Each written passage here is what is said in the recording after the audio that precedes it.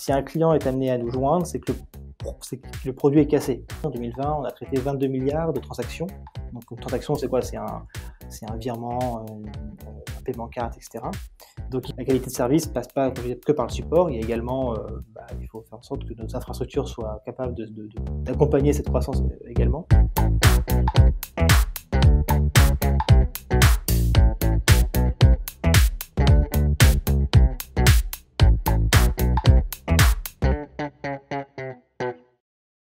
Bonjour et bienvenue à Conversation.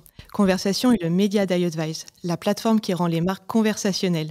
Et justement, dans Conversation CX pour Customer Experience, on parle d'expérience digitale et conversationnelle avec les leaders de l'expérience client. Je m'appelle Hélène, je suis la directrice éditoriale d'iAdvise et je reçois aujourd'hui Germain Michoutoning. Bonjour Germain. Bonjour. Comment Tu vas-tu? vas bien? Très Ça bien, va merci très bien. beaucoup. Très bien, enchantée de te recevoir. Germain, tu viens pour nous parler de l'expérience client de Conto. Conto qui est la néobanque des indépendants et des PME, fondée en 2017 par Steve Hanavi et Alex Pro. Tout à fait. Voilà, qui est présente dans 4 pays. Est-ce que tu peux me rappeler lesquels Tout à fait. marchés? Oui, on est présent donc historiquement en France, en Italie, en Espagne et en Allemagne. Et donc oui, Conto, nous sommes la solution de gestion, financière la plus complète au service des entreprises et des indépendants. On est Mmh. lancé en 2017 comme tu disais et aujourd'hui on accompagne, on simplifie la vie d'un peu plus de 150 000 entreprises dans ces 4 pays.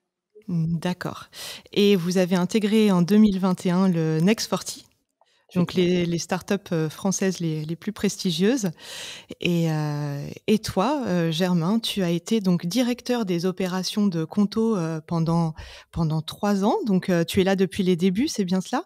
Tout à fait, ouais, donc moi, Germain, j'ai rejoint Conto au tout début en 2017 pour accompagner le lancement et j'étais directeur des opérations, donc je me suis occupé de monter et de gérer, les équipes du support client, le back office bancaire, les équipes de lutte contre la fraude, la partie opération Mmh. et plus récemment, donc depuis début, 2021, je m'occupe des partenariats stratégiques, donc 2 axes, on y reviendra sûrement, mais étendre le produit avec des fonctionnalités, supplémentaires Mmh. et également, faire connaître ou aider nos entrepreneurs, dans l'ensemble de l'écosystème, et donc être présent pour les accompagner, que ce soit de la création de leur entreprise au scale de leur TPE, PME.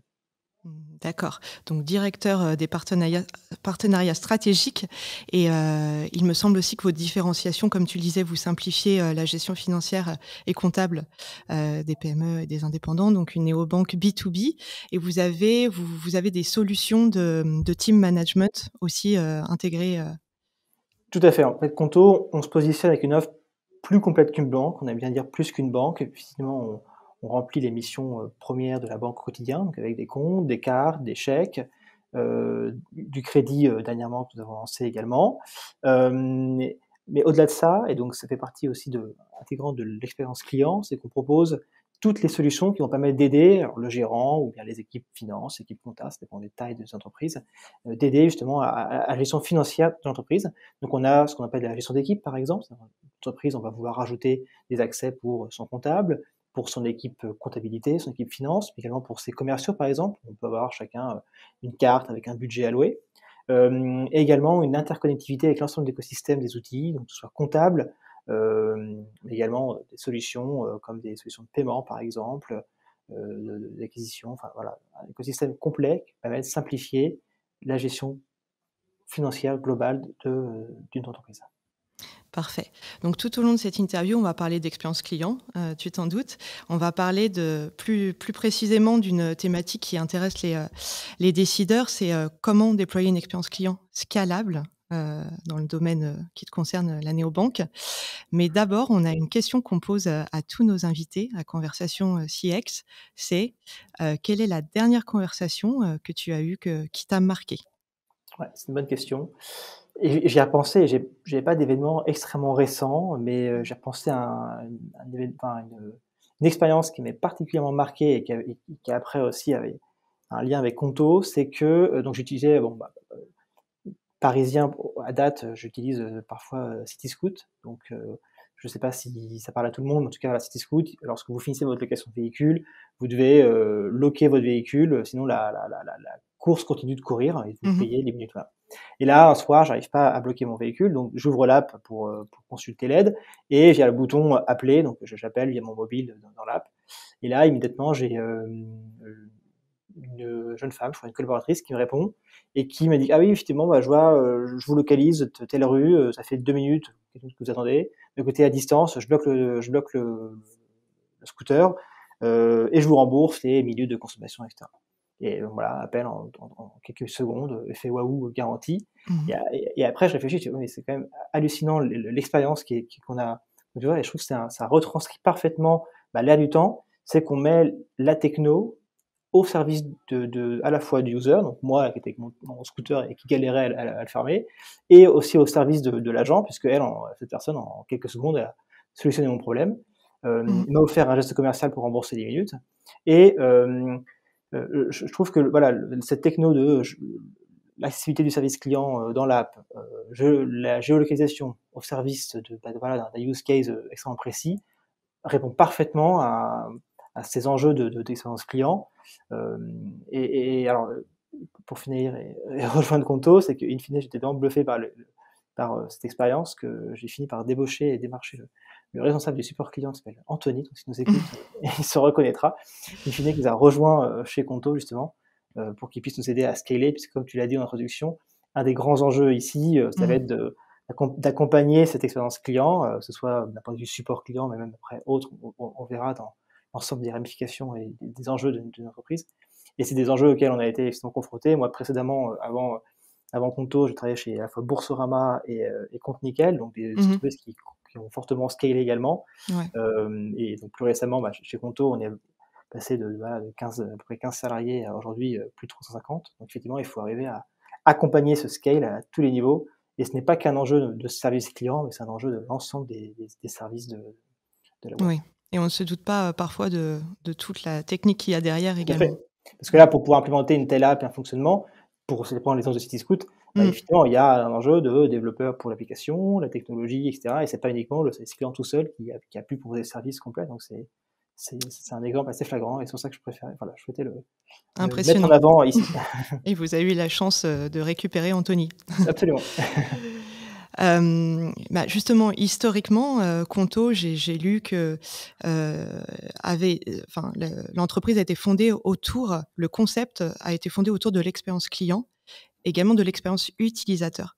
Est-ce que vous pouvez nous expliquer cela et ce qu'englobe en fait, qu'est-ce qu'englobe l'expérience client pour Conto? C'est vrai.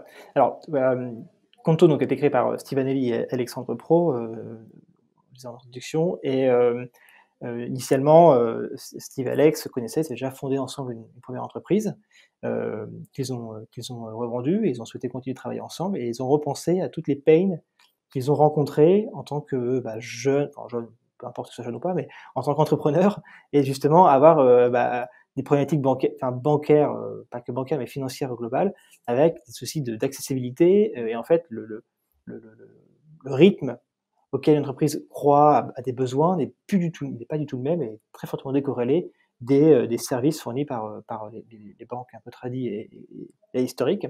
Et donc c'est de là qu'est venu ce besoin de: «Non mais vraiment, il faut qu'on réinvente l'expérience client, bancaire au global», que ce soit une agence qui est ouverte, qui est pas ouverte le lundi, mais que du mardi au samedi, des horaires qui ne sont pas du tout les horaires auxquels on a forcément besoin d'une banque. Alors ça dépend des banques, mais il y a certaines banques où vous avez un petit terminal, surtout pour les pros, physique. Donc vous devez avoir ce terminal si vous voulez valider à distance un virement. Et donc si, bah, je sais pas, c'est Steve qui a le terminal, mais que Alex veut faire un virement, bah, il peut pas. Donc voilà, bref, plein de use cases, et on le verra après, où dans la fintech, dans la banque, beaucoup de problématiques dans l'espace client sont liées aussi à la sécurité. Donc Mmh. un sujet très lourd sur lequel voilà, Cyril voulait innover. Et donc c'est de là qu'est parti ce besoin, qui s'est transformé petit à petit, bah, une solution financière avec des features bancaires et des features intégrées plus larges, et avec un enjeu d'expérience client qui comprend à la fois une application extrêmement fluide, accessible, il n'y a pas une maintenance le mardi en pleine journée, parce que forcément Mmh. c'est là où on veut faire ses virements pour régler un fournisseur, et également un support client accessible quand l'entrepreneur en a besoin, réactif, formé, voilà, l'ensemble de la chaîne qui s'adresse à nos clients. Ouais, donc pour vous, ça englobe l'expérience client et l'expérience utilisateur, l'UX? Tout à Ouais. fait, ouais, ça va de pair. En fait, on est convaincus, on en reviendra plus tard, mais que si un client est amené à nous joindre, c'est que le produit est cassé. Si le Mmh. produit est bien conçu, c'est à nous de pousser la bonne info au bon moment, pourquoi pas même d'appeler le client de manière proactive. Si le client est amené à nous contacter, c'est qu'il y a quelque chose qui n'est pas clair dans le produit, quelque chose qui n'a pas fonctionné, et donc c'est pour ça, les 2 sont extrêmement liés. Ouais, c'est très intéressant cette notion. Et pour les néobanques, est-ce qu'il y a des opportunités, particulières à saisir sur l'expérience client par rapport aux établissements classiques? L'opportunité, elle repose, alors ça dépend de comment les néobanques se construisent, mais surtout du fait de pouvoir partir d'une «feuille blanche» entre guillemets et d'avoir une approche, un peu comme je disais, une approche par l'expérience client, par, comment je veux repenser, comment est-ce qu'on fait un virement depuis une app mobile et cetera, et non pas avoir une approche par des contraintes soit techniques, soit risques ou, financières dans des établissements où on se rend compte que bon, bah, le support client, il nous coûte un peu cher. OK, bah, comment est-ce que je peux faire pour qu'il me coûte moins cher? Est-ce que si je mettais un chatbot, ce serait mieux? Bah, quand ça part de cette démarche-là, c'est pas forcément, comme ça qu'on va obtenir les meilleurs résultats, alors que partir d'une feuille blanche, comme le font certaines néobanques, permet de repenser l'expérience globale, et c'est là où c'est clairement qu'il y a Ouais, une opportunité, ouais. de la mettre, au centre, de sa stratégie, ce qui est, souvent le cas pour les néobanques. On a quelqu'un qui a déposé une question, pour toi. Ouh là! Donc, quelqu'un que tu connais très bien. Il s'agit, d'Alex, votre CEO. Donc, je te laisse écouter sa question et puis, on va en parler après. Hello Germain, alors la question que j'ai envie de te poser, c'est qu'est-ce qui t'est apparu comme insurmontable ou on va dire impossible comme challenge, et au final tu et on a réussi à le faire chez Conto. Je suppose qu'il y en a pas mal, mais ça m'intéressera de voir ta réponse à cette question. À très vite. Alors, Ouais, très bonne question. très bonne question. Quel a été ton plus gros challenge après, ces quelques années à Conto? Bah, je je m'occupe plus directement des opérations, donc effectivement, on Ouais. peut parler au passé, mais c'est encore un challenge aujourd'hui qu'on continue de relever. Mais c'est qu'en fait, il faut arriver donc à accompagner et à scaler, enfin, continuer d'innover et d'améliorer la qualité de service, tout en grandissant. Et en grandissant, il y a 2 aspects chez nous Conto aujourd'hui, c'est qu'on grandit en termes de volume de clients, mais on grandit aussi notre produit. C'est qu'on va rajouter, bah, je parlais du crédit dernièrement qu'on a lancé. On a lancé aussi une offre, enfin une fonctionnalité qui aide au changement de banque, ça s'appelle Bank Switch. Donc on est la première solution à aider les entreprises à changer de banque. Mmh, Ça d'accord. existait Mmh. pour les particuliers, mais pas pour les pros. C'est un exemple récent de fonctionnalité.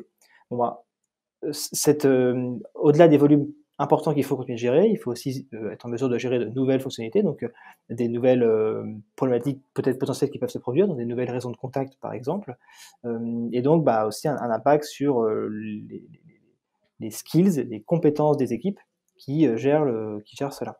Et donc une des grosses difficultés, c'est qu'il faut à la fois recruter et former des collaborateurs pour, bah, accompagner la croissance, de clients, et en plus, il faut ajouter des skills supplémentaires aux équipes déjà en place et aux personnes qu'on forme. Donc c'est le très gros challenge, hem et accompagner le scale d'un point de vue volumétrique et d'un point de vue, accroissement des compétences également de l'ensemble des équipes. Mmh, oui, c'est sûr. Et tu me disais, pardon, en préparation d'interview que vous entrez quand on parle de croissance, plus de 1 000 entreprises par mois? Alors non, 10 000 entreprises par mois. 10 000 Entre entreprises entre par mois, entre donc 8 et 10 000 entreprises, mais attention, ça concerne aussi nos 4 pays, mais effectivement plus de 10 oui, 000 entreprises par mois. oui. Mais, on voit, l'impact de déployer une expérience à l'échelle. Ouais. Hem, Après bon, ce chiffre 10 000, pas forcément le plus parlant, mais un autre KPI intéressant, sur lequel on communique de manière plus régulière, c'est le mmh. volume de nos transactions. Et en 2020, par exemple, c'est un volume qui double chaque année. En 2020, on a traité 22 milliards de transactions. Donc Ah une ouais. transaction, c'est quoi? C'est un virement, un paiement carte, et cetera. Donc il faut aussi, voilà, des capacités de la qualité de service passe pas que par le support. Il y a également, bah, il faut faire en sorte que nos infrastructures soient capables d'accompagner cette croissance, également. Et donc, 22 milliards de transactions, ça représente un volume qui est considérable et qui ne fait que progresser. Donc également, il faut pouvoir accompagner l'ensemble de continuer d'innover, d'accélérer les transactions, d'accélérer la qualité, d'améliorer la qualité, avec ces volumes qui grossissent de manière... Donc l'infrastructure derrière participe pleinement à l'expérience. Tout à fait. Et je reboucle sur les skills, excuse-moi, je suis un peu long, mais je reboucle sur les skills, c'est que pour tout ça, comment on y arrive, c'est qu'on a pas mal de méthodologies justement pour aligner les équipes, et également pour améliorer en continu nos standards et notre façon de faire, parce qu'aujourd'hui, que ce soit, donc là je parlais tout à l'heure dans l'exemple et la réponse à Alexandre, des skills des équipes support par exemple qui vont devoir gérer de nouvelles fonctionnalités tous les mois, mais également nos équipes tech par exemple au produit, elles augmentent leurs skills parce que traiter 22 milliards de transactions aujourd'hui on sait faire, mais demain ça va être 44 et puis 88, donc voilà, c'est aussi un accroissement des compétences de l'ensemble des équipes de Conto pour savoir, dans 2 ans, on va gérer 200 milliards de transactions. Enfin, 200, je n'ai pas chiffré ça, mais voilà. Quels sont les impacts aujourd'hui et quels sont les chantiers à lancer aujourd'hui pour être en mesure d'être aussi performant, voire plus performant dans 2 ans et traiter autant de transactions. Sacré challenge. On a un autre collaborateur qui a laissé une question pour toi, décidément. Alors cette fois, c'est plus sur la satisfaction client. C'est Mathieu Leroux, Voice of Customer Manager pour Conto. Je te laisse l'écouter. Hello Germain, j'espère que tu vas bien. J'ai une petite question pour toi aujourd'hui. Conto grandit très vite, de façon exponentielle, et les indicateurs de satisfaction client sont tous au vert. Quels sont pour toi les facteurs clés de ce succès, les facteurs qui ont contribué à l'augmentation du Net Promoter Score et de la CSAT au cours des 3 dernières années? Merci pour ta réponse et à bientôt. Salut.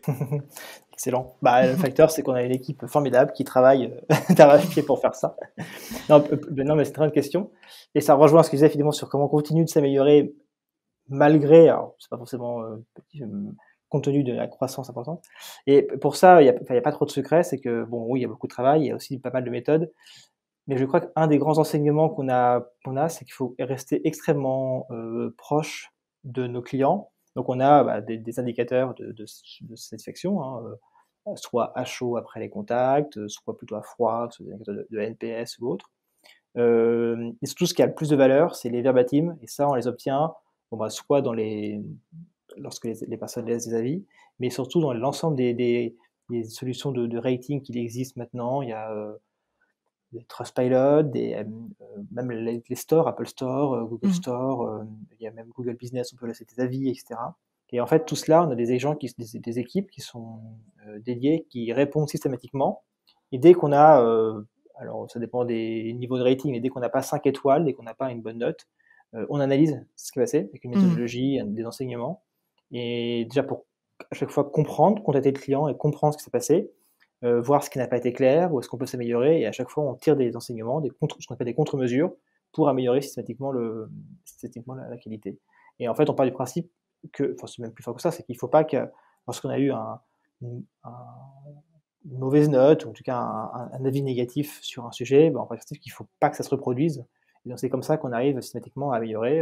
Et tout ne passe pas forcément par le produit, ça passe par une meilleure formation des équipes sur la façon d'expliquer le produit à nos clients, une explication, un wording dans le produit pour être plus clair sur, je sais pas, un délai, pour pas créer de fausses attentes et qu'en fait être beaucoup plus transparent sur la suite du process. Voilà, en fait, c'est très large, mais la source, c'est vraiment les verbatims des clients pour comprendre ce qui se passe. Parce qu'une note, c'est bien, on a, je sais pas, 95% de satisfaction, on dit c'est bien, sauf qu'en fait, la question, c'est que si on fait rien, avec la croissance des volumes, ça risque de baisser.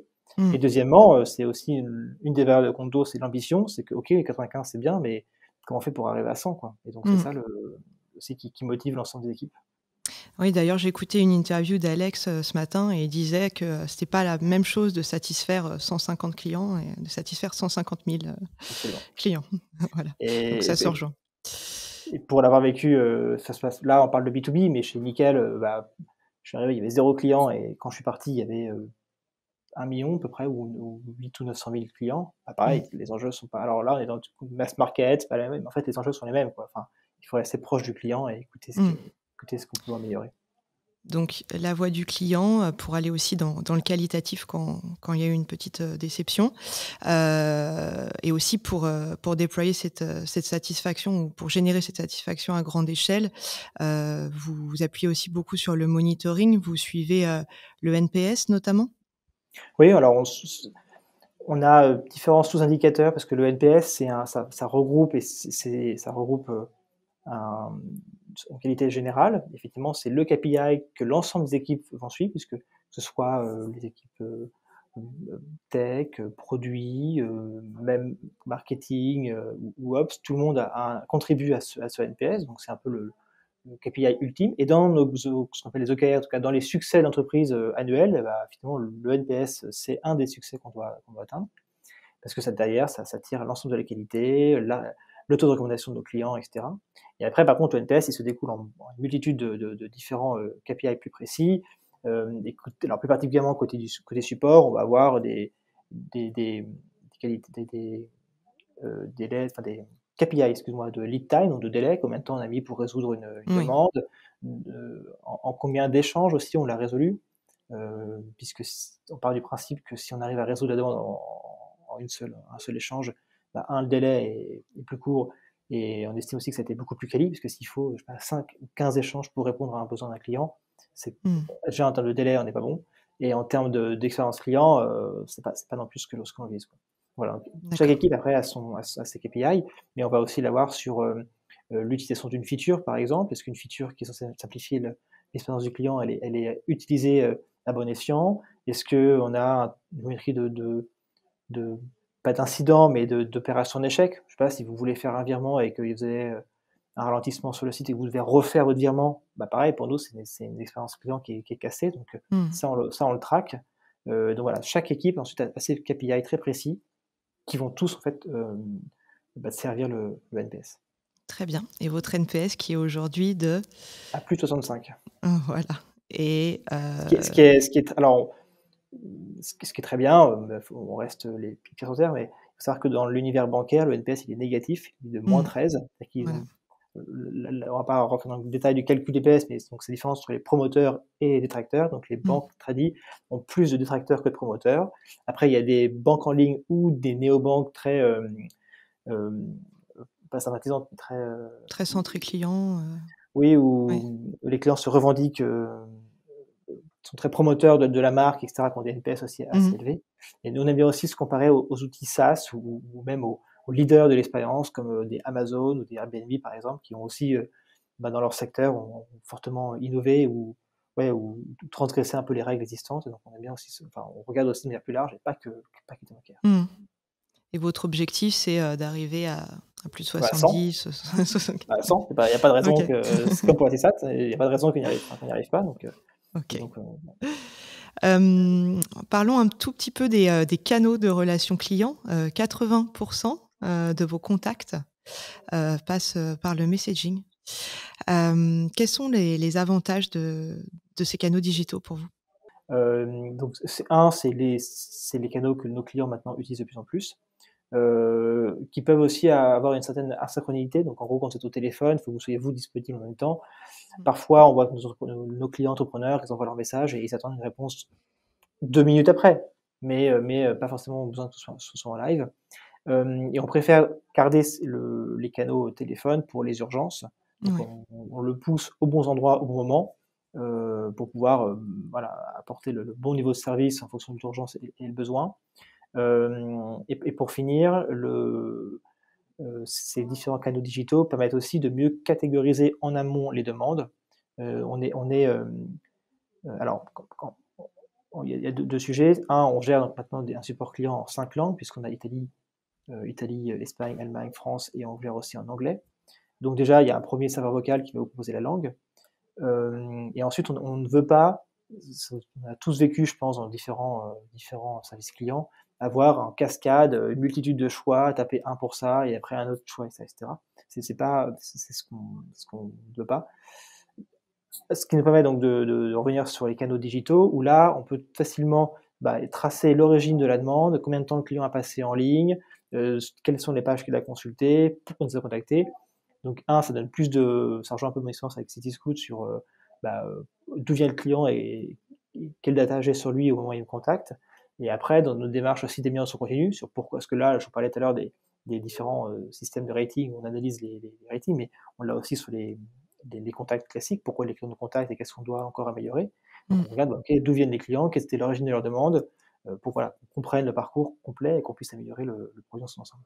On en a parlé aussi tous les deux en préparation d'interview, mais vous vous appuyez beaucoup sur l'humain. Effectivement, on a une forte équipe disponible pour nos clients dans les 4 pays. Pour nous, banque, solutions financières qui accompagnent les entrepreneurs à distance ne veut pas dire pas de relation client et un client autonome dont on ne doit pas entendre parler, c'est absolument pas ça. Donc on est vraiment, comme je disais, on a mis même des équipes le samedi et le dimanche pour être Ouais. présent et pour répondre à l'ensemble des thématiques de nos clients. Donc on est extrêmement présent, mais tout le challenge, est-ce qu'on fait via l'application mobile ou desktop, c'est de pousser, proposer la relation client au bon moment, au bon endroit. Ouais. Si un client veut faire un virement, il n'y a pas de raison qu'il contacte le support. Il Oui. doit pouvoir tout trouver et le faire en direct, immédiatement, en ligne. D'accord. Et puis, si on veut aller un peu plus loin dans ces thématiques de l'expérience client pour les néobanques, on se rend compte que sur le parcours client, beaucoup de points de friction sont créés par ces thématiques de sécurité des données. Parfois, on se retrouve bloqué sur un parcours parce que il faut un code, parce qu'on n'a pas son portable sur soi ou que sais-je.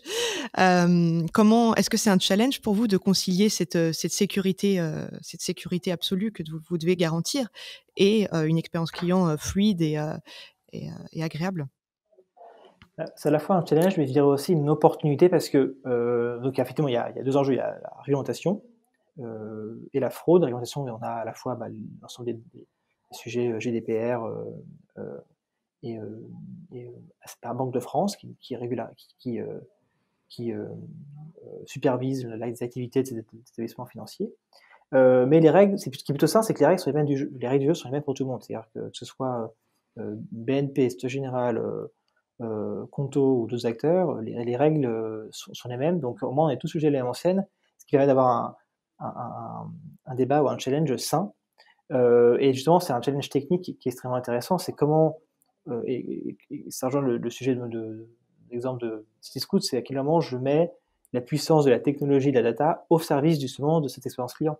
Et par exemple, pour un virement, l'exemple que tu cites, c'est très clé. Moi, je l'ai bien vu entre les différentes expériences bancaires.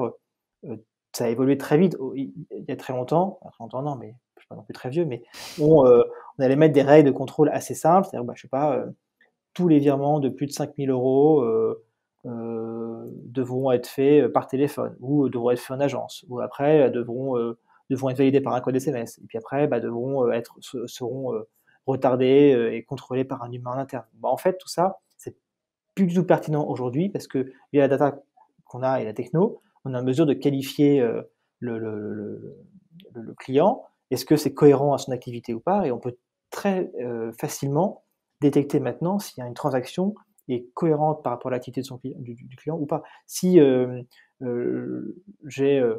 si je réalise un virement et que j'ai pas l'habitude de réaliser des virements très élevés, et d'un seul coup je vire la totalité de mon solde sur un compte externe, ça nécessite quand même peut-être de jeter un petit coup d'œil. En revanche, si je suis une entreprise, je vire tous les jours des centaines de milliers d'euros parce que j'ai un chiffre d'affaires, j'ai une activité qui nécessite, je sais pas, je vends des voitures, donc tous les jours je vire des 40 000 €, 30 000 €. Pas de raison qu'on me demande à chaque fois, je sais pas, un code, qu'il y a un contrôle supplémentaire pour cette transaction, quoi.